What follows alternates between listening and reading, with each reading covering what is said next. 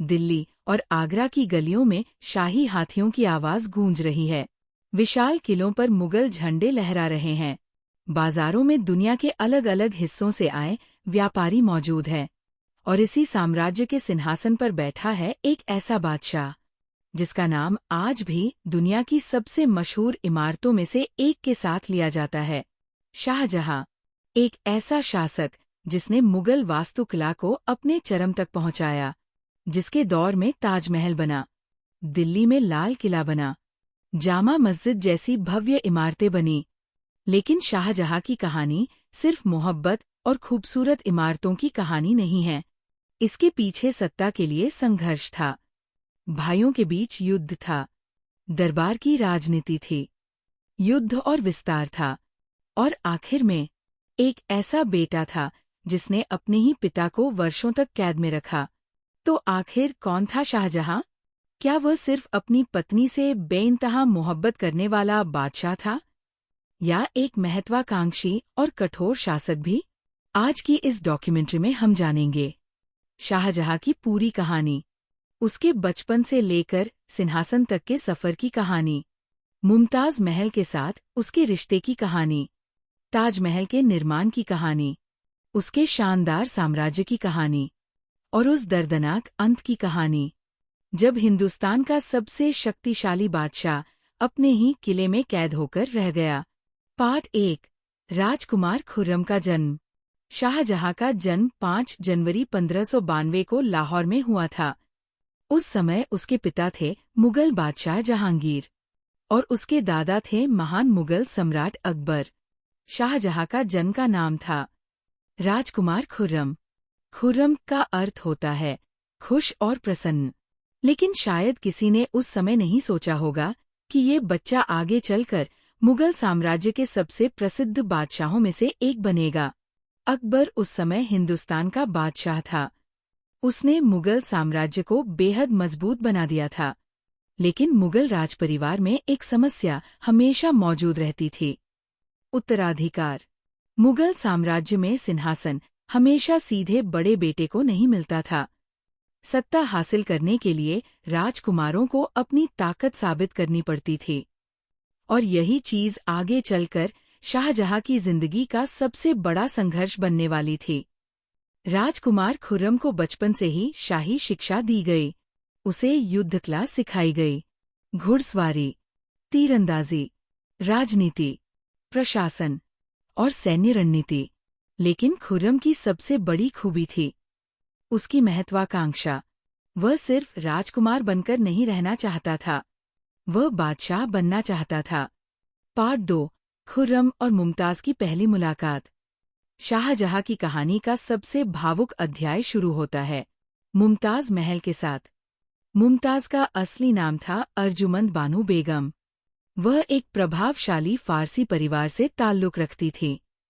कहा जाता है कि खुर्रम और अर्जुमंद की मुलाकात किशोरावस्था में हुई थी।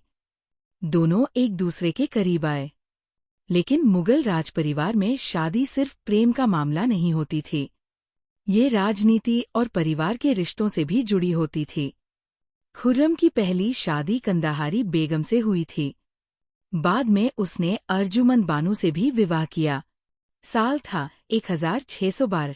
अर्जुमंद बानो तब लगभग 19 वर्ष की थी। शादी के बाद उन्हें वो नाम मिला जिससे दुनिया उन्हें आज जानती है, मुमताज महल, अर्थात महल की चुनी हुई या प्रिय महिला। मुमताज सिर्फ शाहजहां की पत्नी नहीं थी, वह उसकी सबसे भरोसेमंद साथी बन गई। शाहजहां के राजनीतिक और सैन्य अभियानों के दौरान भी उनका प्रभाव दिखाई देता था। दोनों के बीच गहरा संबंध था, लेकिन उनकी जिंदगी में एक दुखद वास्तविकता भी थी। मुमताज ने शाहजहां के कई बच्चों को जन्म दिया और 1631 में एक ऐसी घटना हुई जिसने शाहजहां की जिंदगी हमेशा के लिए बदल दी। पार्ट 3, सिंहासन की ओर बढ़ता खुर्रम। जहांगीर के शासनकाल में मुगल दरबार में कई शक्तिशाली लोग थे।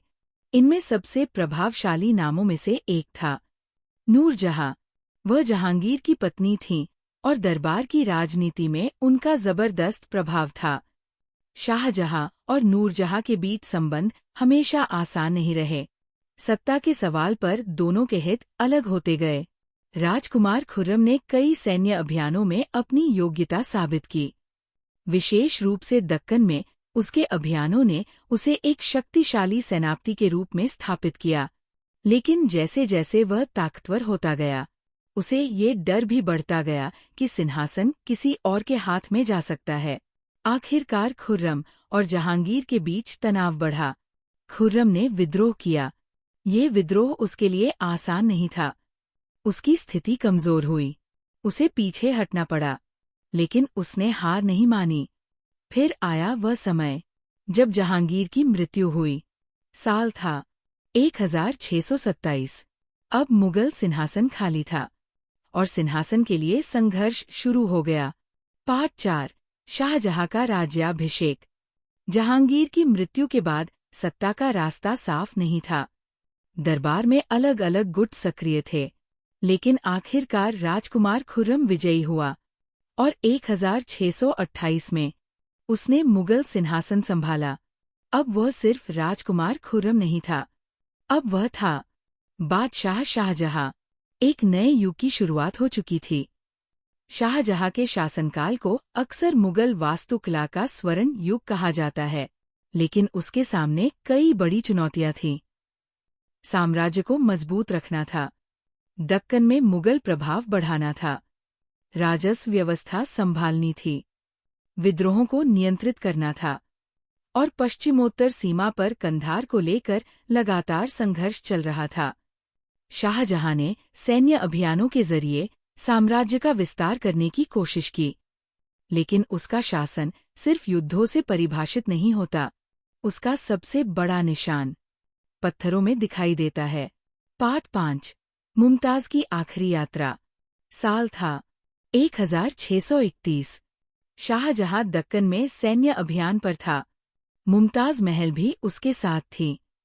वह गर्भवती थी। जून 1631 में बुरहानपुर के पास मुमताज ने अपने बच्चे को जन्म दिया, लेकिन प्रसव के दौरान उनकी तबीयत बेहद खराब हो गई और 17 जून 1631 को मुमताज महल की मृत्यु हो गई। उनकी उम्र सिर्फ लगभग 38 वर्ष थी। ये खबर शाहजहां के लिए किसी सदमे से कम नहीं थी। इतिहासकारों के अनुसार उनकी मृत्यु के बाद शाहजहां लंबे समय तक गहरे शोक में रहा। मुमताज को पहले बुरहानपुर में दफनाया गया, लेकिन शाहजहां चाहता था कि उसके लिए एक ऐसा मकबरा बनाया जाए जो दुनिया में बेजोड़ हो। और यहीं से शुरू हुई ताजमहल की कहानी।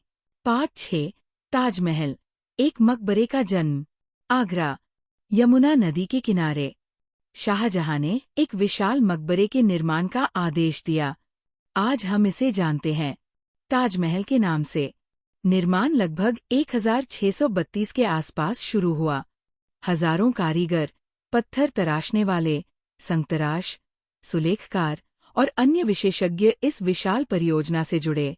भारत के अलग अलग हिस्सों से सामग्री लाई गई। सफेद संगमरमर मुख्य रूप से मकराना से आया। कीमती और अर्धकीमती पत्थरों का इस्तेमाल सजावट के लिए किया गया। ताजमहल सिर्फ एक इमारत नहीं था, ये एक पूरा वास्तु परिसर था। मुख्य मकबरा, 4 मीनारे, विशाल गुंबद, मस्जिद, मेहमान खाना, बगीचे और प्रवेश द्वार। ताजमहल की सबसे खास विशेषताओं में से एक है उसकी समिति, चारों ओर का संतुलन, सफेद संगमरमर पर पड़ती रोशनी और यमुना के किनारे उसका प्रतिबिंब। सुबह की हल्की रोशनी में ताज का रंग अलग दिखाई देता है, दोपहर में अलग और चांदनी में अलग। लेकिन ताजमहल सिर्फ प्रेम का प्रतीक नहीं था, ये शाहजहां की शक्ति और साम्राज्य की आर्थिक क्षमता का भी प्रदर्शन था। एक ऐसा स्मारक जो दुनिया को ये दिखाता था कि मुगल साम्राज्य कितनी विशाल निर्माण क्षमता रखता है। पार्ट 7, क्या ताजमहल सिर्फ प्रेम की निशानी था? आज ताजमहल को पूरी दुनिया में प्रेम के प्रतीक के रूप में देखा जाता है, लेकिन इतिहास हमेशा थोड़ा ज्यादा जटिल होता है। शाहजहां और मुमताज के बीच निश्चित रूप से गहरा व्यक्तिगत संबंध था, लेकिन ताजमहल एक शाही मकबरा भी था। और मुगल वास्तुकला में मकबरे सिर्फ व्यक्तिगत स्मारक नहीं होते थे, वे शासक की शक्ति, धार्मिक विचारों और शाही संस्कृति को भी प्रदर्शित करते थे। ताजमहल की वास्तुकला में फारसी, तुर्की, भारतीय और इस्लामी स्थापत्य परंपराओं का प्रभाव दिखाई देता है।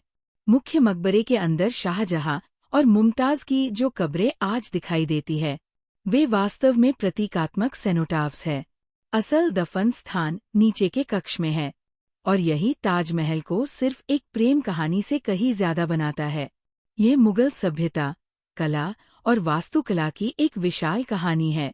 पार्ट 8, शाहजहां का स्वर्णिम निर्माण युग। ताजमहल अकेली इमारत नहीं थी। शाहजहां के शासनकाल में मुगल वास्तुकला ने एक नया रूप लिया। आगरा का किला पहले से मौजूद था, लेकिन शाहजहां ने उसमें कई महत्वपूर्ण निर्माण करवाए। सफेद संगमरमर के महल, नक्काशीदार दीवारें, शानदार दरबार और शाही निवास। लेकिन शाहजहां की सबसे बड़ी परियोजनाओं में से एक थी नई शाही राजधानी शाहजहानाबाद। आज का पुराना दिल्ली क्षेत्र इसी इतिहास से जुड़ा है। शाहजहां ने 17वीं सदी के मध्य में राजधानी आगरा से दिल्ली की ओर स्थानांतरित की, और यहाँ बनाया गया लाल किला, लाल बलुआ पत्थर से बना विशाल किला, जिसके अंदर थे दीवान-ए-आम, दीवान-ए-खास, शाही महल, बगीचे, जल व्यवस्था और कई शानदार संरचनाएं। दीवान-ए-खास में एक प्रसिद्ध विचार लिखा गया था, अगर फिरदौस बर रुए ज़मी अस्त, हमी अस्त, हमी अस्त, हमी अस्त, अर्थात अगर धरती पर कहीं स्वर्ग है तो यही है, यही है, यही है। यह पंक्ति शाहजहां के वास्तु दृष्टिकोण को बेहद खूबसूरती से दर्शाती है। उसका दरबार सिर्फ सत्ता का केंद्र नहीं था, वो वैभव का प्रदर्शन भी था। पार्ट 9, जामा मस्जिद और शाहजहां की दिल्ली। शाहजहानाबाद सिर्फ लाल किले तक सीमित नहीं था। इसी नई राजधानी में बनी जामा मस्जिद, यह अपने समय की सबसे विशाल और प्रभावशाली मस्जिदों में से एक थी। ऊंची सीढ़ियां, विशाल प्रांगण, लाल बलुआ पत्थर और संगमरमर, और दूर से दिखाई देती उसकी ऊंची मीनारें। शाहजहां ने दिल्ली को एक ऐसी राजधानी बनाने की कोशिश की जो मुगल साम्राज्य की शक्ति और संस्कृति का प्रतीक बन सके। चांदनी चौक जैसे बाजार विकसित हुए, शाही जुलूस निकलते थे, व्यापारी आते थे, कारीगर काम करते थे, और दिल्ली धीरे धीरे मुगल साम्राज्य के सबसे महत्वपूर्ण शहरों में बदल गई। पार्ट 10, मयूर सिंहासन, बादशाहत का प्रतीक। शाहजहां के दरबार की भव्यता की चर्चा हो और मयूर सिंहासन का जिक्र न हो, ऐसा हो ही नहीं सकता। मयूर सिंहासन, जिसे बाद में पीकॉक थ्रोन कहा गया, शाहजहां के शाही वैभव का प्रतीक बन गया। कहा जाता है कि इसे बेहद कीमती रत्नों और सोने से सजाया गया था। इसका उद्देश्य सिर्फ बादशाह को बैठने के लिए जगह देना नहीं था, ये एक संदेश था। संदेश ये कि मुगल बादशाह की शक्ति और संपत्ति कितनी विशाल है। बाद के समय में नादिर शाह के भारत पर आक्रमण के दौरान ये सिंहासन लूट लिया गया, लेकिन शाहजहां के दौर में यह मुगल वैभव का प्रतीक था। पार्ट 11, शाहजहां का साम्राज्य और युद्ध। शाहजहां का शासन केवल कला और निर्माण का युग नहीं था, ये युद्धों का भी दौर था। दक्कन में मुगलों और स्थानीय शक्तियों के बीच संघर्ष जारी रहा। मुगल साम्राज्य ने कई क्षेत्रों पर अपना प्रभाव बढ़ाया, लेकिन पश्चिमोत्तर सीमा पर एक समस्या लगातार बनी रही। कंधार। कंधार मुगल साम्राज्य और सफवीद फारस के बीच रणनीतिक रूप से महत्वपूर्ण क्षेत्र था। शाहजहां ने इसे वापस हासिल करने के लिए कई प्रयास किए, लेकिन मुगलों को सफलता नहीं मिली। इस असफलता ने ये भी दिखाया कि एक विशाल साम्राज्य को बनाए रखना कितना मुश्किल था। दूसरी तरफ, शाहजहां के शासनकाल में राजस्व और प्रशासन से साम्राज्य को बड़ी आर्थिक शक्ति मिली, लेकिन विशाल दरबार, युद्ध और निर्माण परियोजनाएं भी बेहद महंगी थीं। यही वह दौर था जब मुगल साम्राज्य अपने वैभव के चरम पर दिखाई देता था। लेकिन इसी वैभव के पीछे भविष्य के संकटों के बीज भी मौजूद थे। पाठ 12। शाहजहां के बेटे। शाहजहां के कई बेटे थे, लेकिन 4 नाम इतिहास में विशेष रूप से सामने आते हैं: दारा शिकोह, शाह शुजा, औरंगजेब और मुराद बख्श। शाहजहां अपने बड़े बेटे दारा शिकोह के बेहद करीब था। दारा विद्वान था, उसे सूफी विचारों और भारतीय दर्शन में रुचि थी। वह हिंदू और इस्लामी विचार परंपराओं के बीच संवाद में रुचि रखता था। शाहजहां को लगता था कि दारा उसके बाद सिंहासन संभाल सकता है। लेकिन दूसरा बेटा औरंगजेब, वह बिल्कुल अलग स्वभाव का था। वह एक कुशल सैन्य कमांडर था, राजनीतिक रूप से बेहद महत्वाकांक्षी था, और सिंहासन पाने के लिए वह किसी भी हद तक जाने को तैयार था। शाहजहां शायद ये समझ नहीं पाया कि एक दिन यही बेटे आपस में युद्ध करेंगे, और उस युद्ध का परिणाम मुगल इतिहास को हमेशा के लिए बदल देगा। पाठ 13। 1657। सिंहासन के लिए युद्ध। साल था 1657। शाहजहां की तबीयत खराब हुई। दरबार में खबर फैल गई कि बादशाह शायद गंभीर रूप से बीमार है, और मुगल राजकुमारों ने इसे एक संकेत की तरह देखा। सिंहासन के लिए संघर्ष शुरू हो गया। दारा शिकोह, शाह शुजा, औरंगजेब, मुराद बख्श, चारों की अपनी अपनी महत्वाकांक्षाएं थीं। लेकिन धीरे धीरे सबसे मजबूत गठबंधन बना औरंगजेब और मुराद बख्श का। दारा ने भी अपनी सेना तैयार की। इसके बाद मुगल साम्राज्य में भाई बनाम भाई का युद्ध शुरू हुआ। युद्धों की एक श्रृंखला हुई, और निर्णायक संघर्षों में से एक था सामुगर का युद्ध।